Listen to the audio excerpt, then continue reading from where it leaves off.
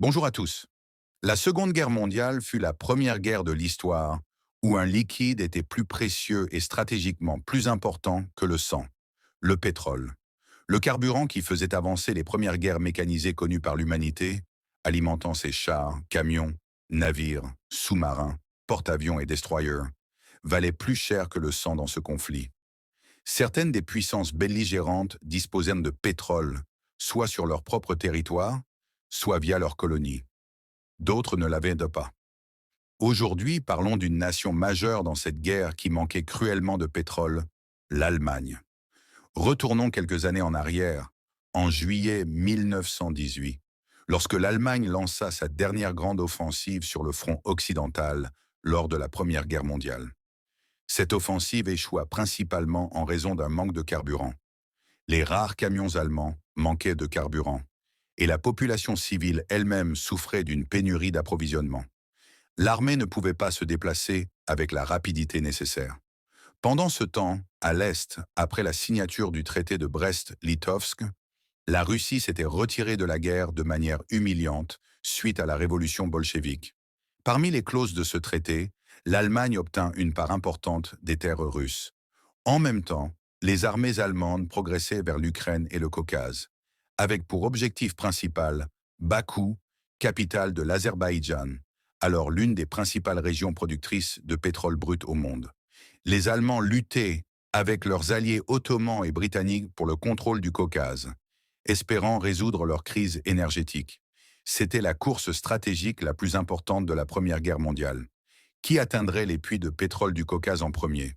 À l'époque, Lord Curzon, président de la Chambre des Lords, déclara une phrase célèbre. Les Alliés sont arrivés à la victoire sur une vague de pétrole.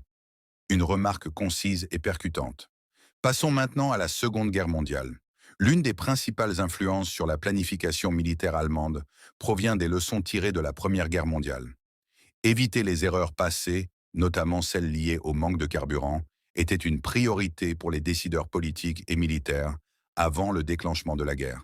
En juillet 1941, l'Allemagne lança l'invasion soviétique, une opération gigantesque appelée Barbarossa, mobilisant près de 650 000 moteurs entre chars, véhicules, camions et avions. Tous avaient là besoin de pétrole, mais l'Allemagne ne disposait pas de ressources suffisantes. Hitler oscillait entre deux stratégies, une approche politique visant Moscou et Leningrad, les centres économiques et politiques de l'Union soviétique, ou une stratégie économique axée sur le Sud, où se trouvaient les richesses naturelles nécessaires à la poursuite de la guerre. D'où à septembre 1941, l'Allemagne avait conquis la majeure partie de l'ouest et du centre de l'Ukraine, une région essentielle non seulement pour son agriculture, mais aussi pour ses ressources minières. Mais avant de se retirer, les Soviétiques avaient démoli toutes les infrastructures industrielles, y compris les mines de charbon et les usines lourdes. Frustré par ces destructions, Hitler ordonna aux forces du Sud de se diriger vers le Caucase et la Volga avant l'hiver. Malheureusement, l'armée allemande échoua à capturer Rostov-sur-le-Don en novembre, marquant ainsi l'échec de leur première tentative pour atteindre les champs pétroliers du Caucase. Le général-ingénieur Georg Thomas, responsable du Bureau de l'économie de guerre et de l'armement à l'état-major allemand, alerta dès mars 1941 que les stocks de carburant de l'armée allemande ne dureraient que jusqu'en septembre. Sans accès aux ressources pétrolières soviétiques, l'armée risquait de stagner et de perdre sa capacité de mouvement. Dans un rapport ultérieur, Thomas insista sur le fait que l'Allemagne ne pourrait remporter la guerre sans contrôler les réserves pétrolières russes. Les champs pétroliers autour de Maïkop, Grozny et surtout Bakou produisaient près de 25 millions de tonnes de pétrole brut en 1940, couvrant environ 80% des besoins énergétiques de l'Union soviétique. Si l'Allemagne avait capturé ces zones, elle aurait non seulement sécurisé une immense réserve d'énergie, mais privé les soviétiques de 80% de leurs ressources pétrolières. De plus, le Caucase regorgeait également de charbon, d'acier et de manganèse, trois matériaux essentiels pour la production d'acier, cœur de l'industrie des armements. Avant-guerre, l'Allemagne importait entre 65% et 70% de ses besoins en pétrole, dont trois quarts provenaient des Amériques. En 1939, les États-Unis étaient le premier producteur mondial de pétrole, suivi par l'Union soviétique et le Venezuela.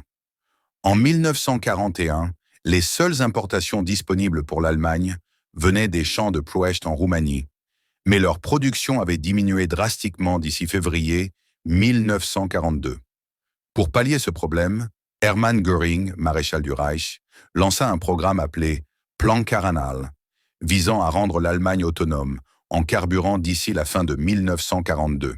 Ce plan incluait la production locale de kérosène, d'essence, de diesel et d'huile lubrifiante.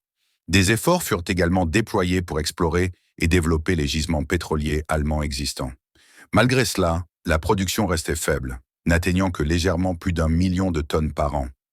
Face à ces défis, les chimistes allemands proposèrent une solution durable, la conversion du charbon en carburant liquide via l'hydrogénation. Bien que coûteuse, 5 fois plus que l'extraction traditionnelle, cette méthode permit de produire du carburant utilisable pendant une période prolongée. En 1941, l'Allemagne possédait déjà 14 raffineries de carburant synthétique et construisait 6 autres installations. Malgré ces efforts, la demande restait écrasante.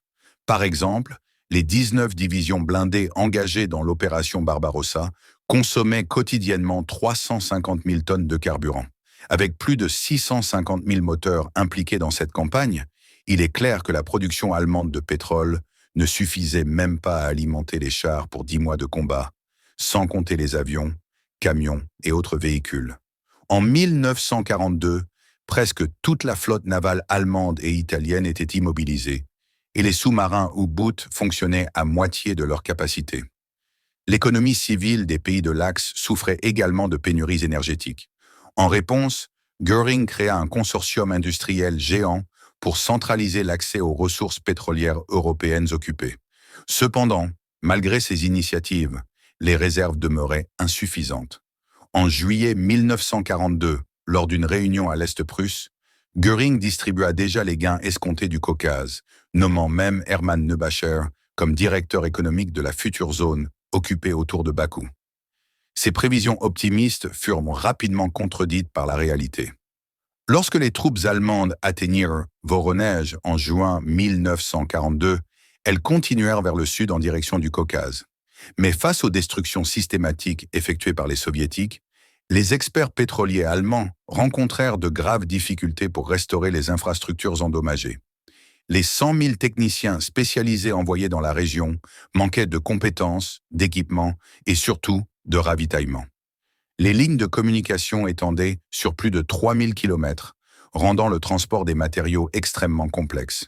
Göring, confiant dans la suprématie aérienne, promit de transporter tout le matériel nécessaire par avion.